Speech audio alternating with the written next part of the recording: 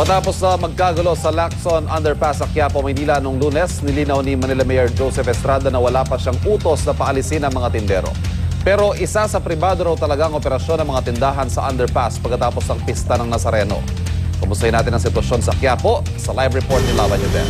Love! Mapapansin mo itong area ng Lacson Underpass, may mga ano ng aircon, ayan, kasi yun daw palang plano dito ay talagang pagandahin at paayusin itong ilalim ng Lacson Underpass para nga mas kaigaya, malinis, in order and all.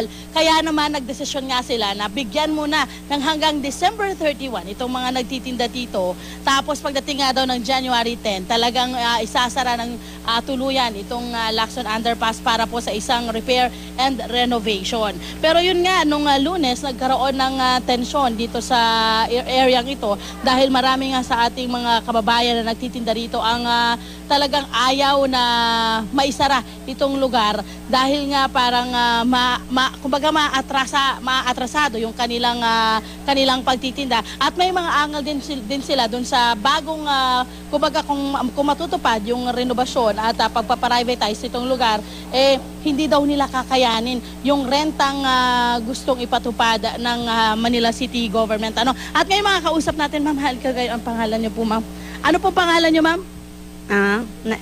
Naima ho. Naima. Kayo po yung nagtitinda dito. Gano'n katagal na po kayo nagtitinda rito? Matagal na rin. Alos dito na ho kami lumaki.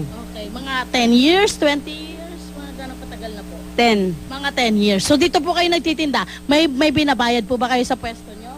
Wala naman ho. Wala. Pero gusto nyo bang magkaroon ng privatization dito sa lugar na to? May isara ito? Ano bang kaisipan nyo dun sa bagong gagawin ng Manila City Government? Hindi ho kami sanghayon. Bakit ho kayo sa ngayon? Dahil mawawalan ho kami ng hanap buhay. Dito namin kinukuha yung pamumuhay namin sa pamilya namin. Ano po ba yung inaayawan nyo doon sa privatization? Kasi sinasabi nila, pag na-privatize ito, mapapaganda yung underpass, maisasaayos, magkakaroon din kayo ng kaayusan dito doon sa mga pwesto ninyo, magkakaroon kayo ng mga sariling pwesto, kumbaga, ng mga sariling stall. Hindi ho totoo yan. Matatanggal ho kami mga vendor. Bakit ho kayo tatanggalin? Ayaw ho nila ng ganito eh. Ayaw nyo ba ng maayos or nasa kaayusan? Oo. Okay din yun, ma'am. Kaya lang hindi ho kami papayag na may stallan ito. Oo. Dahil Anong ayaw nyo po doon sa stall? Ano po yung ayaw nyo? mahal po ang renta, hindi ho namin kaya. Karamihan ho sa amin kumukuha ng 5-6. Okay. So yun ang hindi nyo kakayanin? Yes. Yung rentang ipapataw kung sakasakali. Okay. Maraming salamat. Ayan, nakakuha din natin mula sa mga sa pakikipagpanayam natin kay City Administration Simeon Garcia and Major General Renato Miranda na ang head po ng City Security Force na hindi pa naman talagang kumbaga sigurado yung kanilang gagawing pagtatanggal pa dito sa mga tindera dahil titingnan muna nila kung meron ba silang maagrabyado doon sa mga magtitinda nga dito sa underpass. So, kailangan muna nilang kumbaga i-weigh itong gagawin nilang pagsasara at privatization nitong Lacson Underpass. Yan muna ang update namin mula dito. Balik sa inyo sa studio.